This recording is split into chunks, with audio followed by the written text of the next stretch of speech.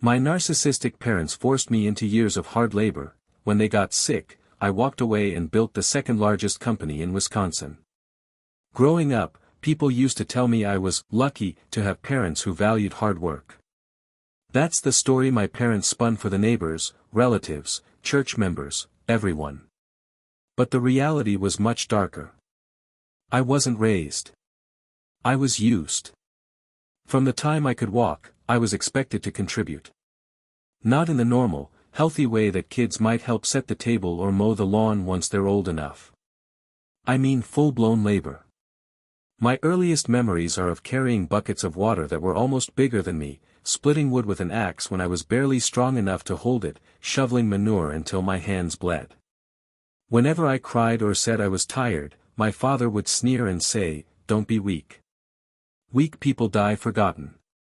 My mother wasn't any better. She'd guilt-trip me with lines like, "We gave you life, the least you can do is give us everything back." And I did. For years.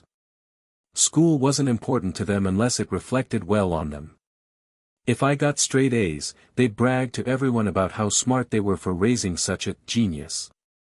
But if I ever slipped, got a B, or heaven forbid, a C, they'd mock me, call me stupid and useless, and double my chores as punishment.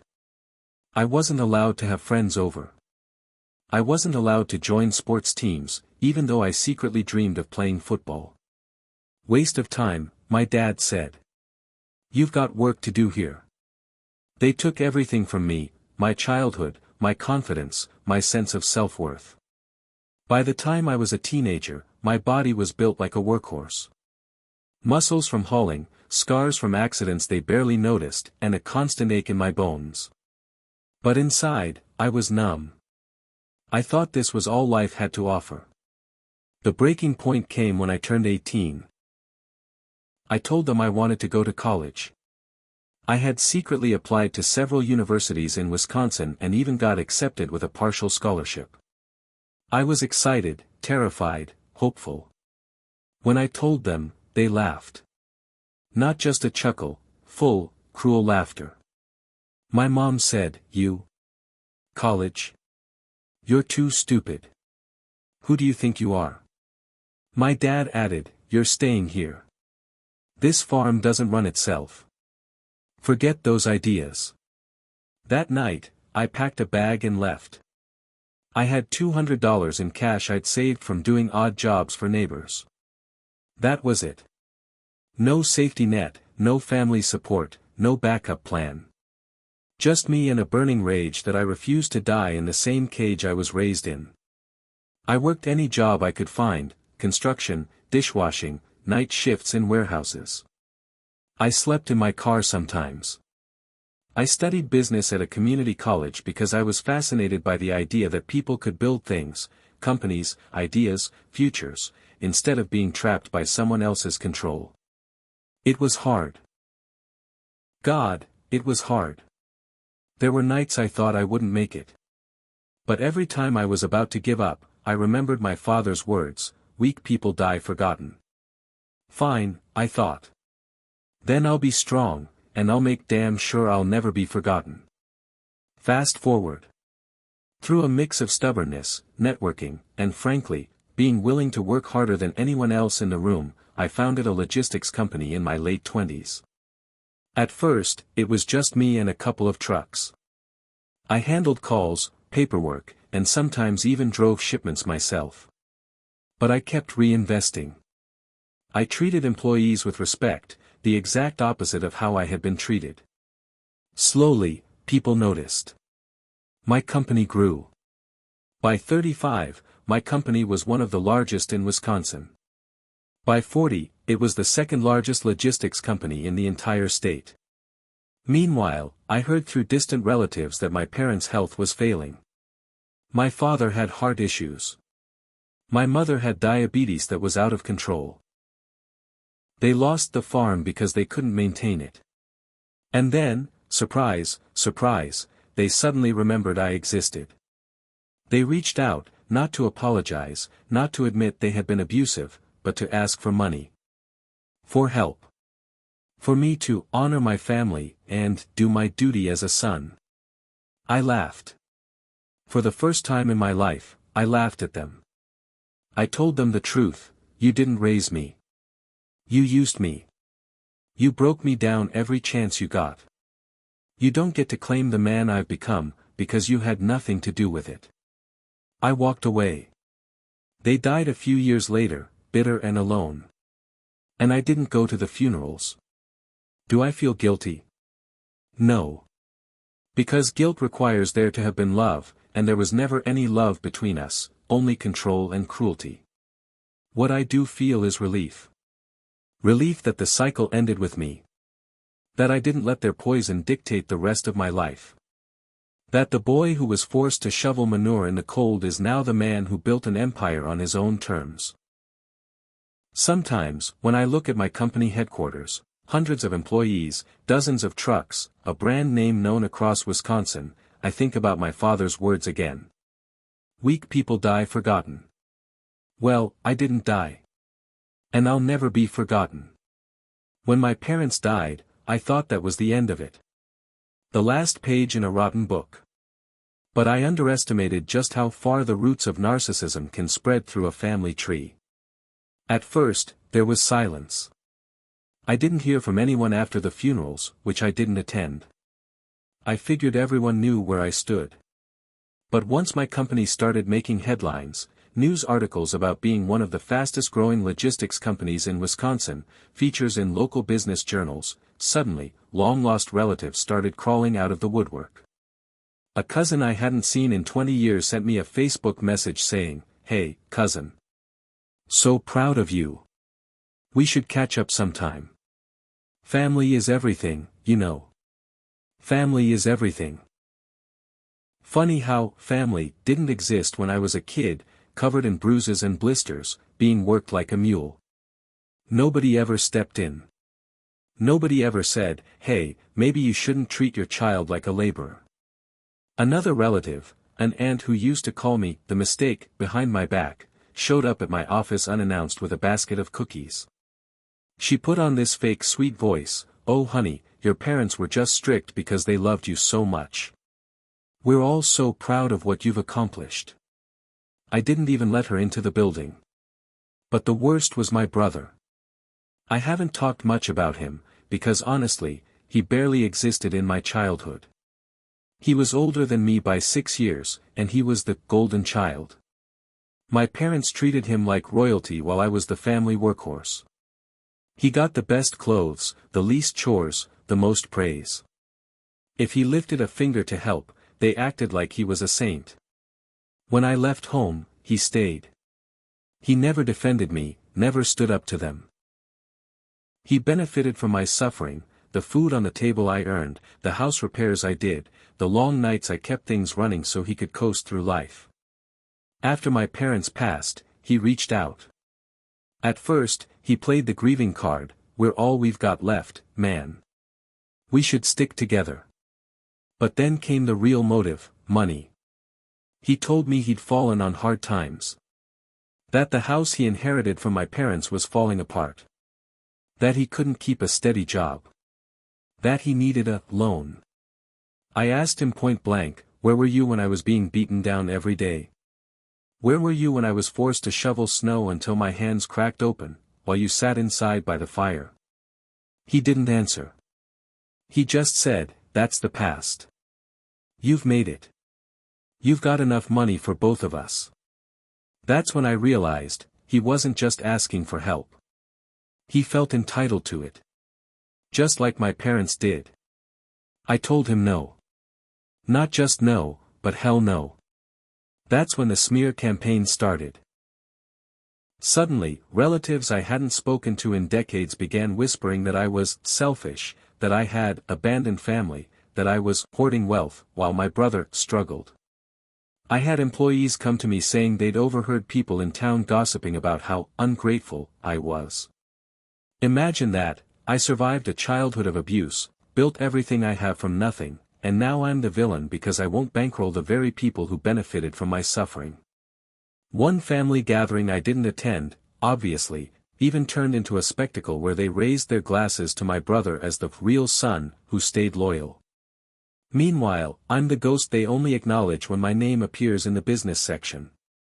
Here's the kicker: after a few years of my brother burning through what little inheritance he had, he actually sued me. Yes, you read that right.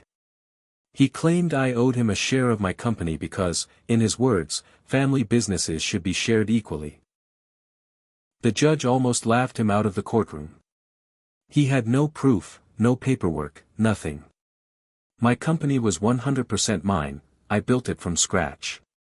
But still, the nerve of him thinking he could lay claim to something he never lifted a finger to create.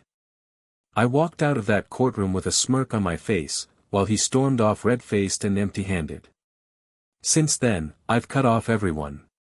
No cousins, no aunts, no uncles, no brother. I don't respond to calls, emails, or letters. I blocked them all. And you know what? My life has never been quieter. Sometimes I drive past the ruins of the farm I grew up on. The barn is collapsing, the fields are overgrown, the house is boarded up. It's a perfect symbol of my parents' legacy, a broken place that consumed everything but gave nothing back. Then I drive back to my company headquarters, bustling with life, filled with employees who are treated with dignity and respect, a business that builds instead of destroys. That's my legacy. Not the farm. Not the narcissists who raised me. Not the entitled family who tried to leech off my success. Mine. For the first time in my life, I feel free. I thought cutting everyone off after the lawsuit would be the end of it.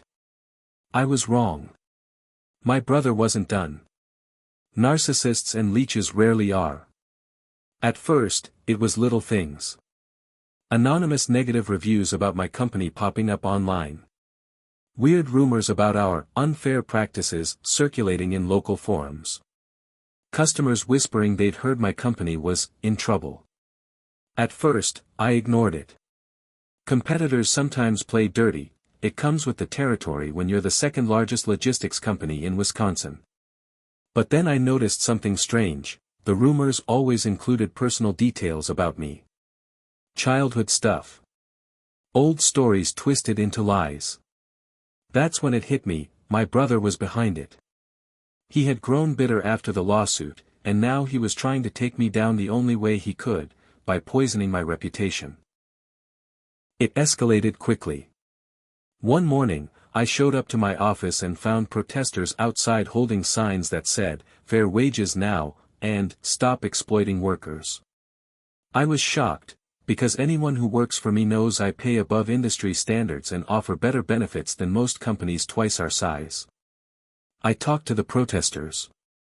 Guess what? They'd been handed flyers, anonymous, of course, claiming I was just like my father, and that I abused employees the way I was abused as a child. That one hit me hard. Not because it was true, but because it was the exact opposite of who I've fought so hard to become. My employees are family to me. I bend over backward to make sure nobody ever feels like I did growing up. It was cruel. It was calculated. And it was personal. I called my lawyer. We started digging. It didn't take long to trace the campaign back to my brother. He'd created fake accounts, sent letters, and even reached out to local journalists with tips about how I was supposedly running my business unethically. One journalist even admitted he showed up to the farm, what's left of it, to interview my brother. My brother fed him this sob story about how I'd abandoned him and how I was some greedy monster who forgot where I came from. He cried on camera. He made himself the victim. For a moment, the article almost worked. It painted me as the cold businessman who left his poor, struggling brother behind. But then something amazing happened. My employees rallied around me. They wrote letters. They spoke to reporters. They told the truth, that I treated them better than any employer they'd ever had, that I built something worth respecting, that I had lifted people up instead of tearing them down. The article backfired. Instead of destroying me, it made people see through my brother's lies. It turned him into a bitter footnote instead of the hero he wanted to be. Still, he wasn't done. The final straw came when he actually showed up at my home. Late at night. Drunk. He pounded on my door screaming, "You owe me. This should have been mine too. You think you're better than me?" My security cameras caught everything. I didn't open the door. I called the police. He was arrested for trespassing and public disturbance. I didn't bail him out. That was the last time I saw him. Now he drifts around town, still telling anyone who will listen that I stole his life. Meanwhile, I keep growing my company, supporting my employees, and living my life on my own terms. Do I feel bad? Sometimes. He's my brother, after all. A piece of me still remembers the kid he used to be before our parents poisoned him with favoritism and entitlement. But then I remember the knocks on the door, the lies, the smear campaigns, the lawsuit, the screaming. And I realize, he made his choices. Just like I made mine. I chose to rise. He chose to leech. And in the end, that's the difference between us. I thought my brother's drunken stunt at my house was the end of it. Police intervention, humiliation, public exposure, I figured he'd crawl back into whatever hole he came from. But narcissists don't quit. They don't move on. They double down. Months passed. My company kept growing, landing bigger contracts, expanding across state lines. Things were finally smooth again. For once, I let myself relax. Then I got a call from my lawyer one morning. "Are you aware there's a petition filed claiming joint ownership of your company?" I nearly dropped my coffee. Turns out, my brother had hired a shady attorney and filed paperwork claiming that my company was a family business, started on the foundation of family assets, meaning the old farm. His argument was that since I used the farm as experience, equipment, and inspiration, everything I built was technically half his. It was absurd. Completely baseless. My company had nothing to do with that farm except as a trauma I escaped from. But here's the thing, in legal systems, even baseless claims can cost time, money, and stress. Suddenly, I was dragged back into court. And of course, my extended family smelled blood in the water. Relatives I hadn't heard from in years showed up to support my brother. They whispered in the courthouse halls about how family should share everything. They gave interviews to local papers painting me as the greedy success story who abandoned everyone. It was déjà vu, the smear campaign all over again. But this time, I came prepared. My legal team ripped his claims apart. They produced company records, contracts, tax filings, every document from the very first day I registered my business. They showed how my company had been built entirely from my own blood, sweat, and resources. Not a single cent, not a single tool, not a single acre from that cursed farm was ever part of it. Even better, my employees showed up in court. Not because I asked them to, but because they wanted to. They filled the benches, some even testifying about how I'd given them jobs when nobody else would, paid fair wages, supported their families. One employee, a truck driver who'd been homeless before I hired him, stood up and said, "If this company belongs to anyone other than him, then I wouldn't be alive right now. He saved me. This business is his legacy, not his brother's."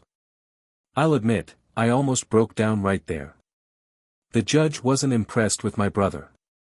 His lies crumbled under scrutiny. His forged documents, laughably fake contracts claiming we'd agreed to share ownership, back in the early days, were so sloppy the judge actually called them insulting. The ruling was swift, full dismissal, with my brother ordered to pay legal fees. Of course, he didn't have the money. He stormed out of court red-faced, screaming about appeals and justice. My relatives scattered like cockroaches when the lights come on. But here's the thing, the damage wasn't just legal. It was personal. That whole process reopened wounds I thought had scarred over. Sitting in that courtroom, listening to my brother twist my life into lies, watching relatives nod along like vultures. It reminded me of every dinner table conversation where I was mocked, every chore where I was worked to the bone, every moment my parents convinced me I was nothing. But this time, I wasn't the kid trapped on that farm. I was the man who built something real. And I realized something important: I don't just owe it to myself to keep going. I owe it to everyone who believes in me now, my employees, my customers, the people who see me for who I really am. My family tried to own me. My brother tried to break me. They all failed. Because I'm not their scapegoat anymore. I'm not their punching bag. I'm not their servant. I'm free. And no forged papers, no smear campaigns, no courtroom theatrics will ever take that away from me. The last time I saw my brother. After the lawsuit collapsed, I thought my brother might finally disappear for good. But narcissists always want the last word. A few months later, he showed up at my headquarters. Not storming or screaming this time, just standing there in the parking lot, looking smaller than I'd ever seen him. Security stopped him, but he asked for 5 minutes. Against my better judgment, I agreed. He looked worn down, pale, tired, clothes hanging loose. For the first time, he didn't look like the golden child. He looked like a man who had burned every bridge he'd ever had. He said, "I just wanted to know, why not help me? We're blood. Doesn't that mean anything?" I told him the truth. Blood isn't family. Choices are. And you chose to betray me every chance you got. He didn't argue. He just stared at the ground, muttered something I couldn't hear, and walked away. That was the last time I saw him. I don't know where he is now. Maybe still bitter, maybe still telling lies. But I realized something important that day: I wasn't angry anymore. I wasn't scared. I wasn't even sad. I was free. And for the first time in my life, I didn't care if he ever came back.